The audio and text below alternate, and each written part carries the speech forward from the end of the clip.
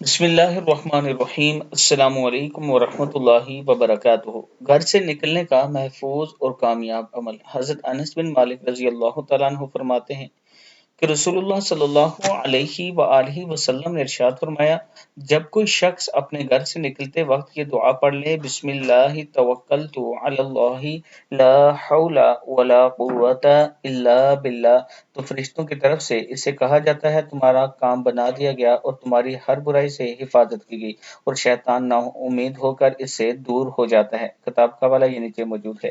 یعنی جب بھی آپ گھر سے نکلیں، بسم اللہ توکلت علی اللہ لا حول ولا قوت الا باللہ پڑھیں۔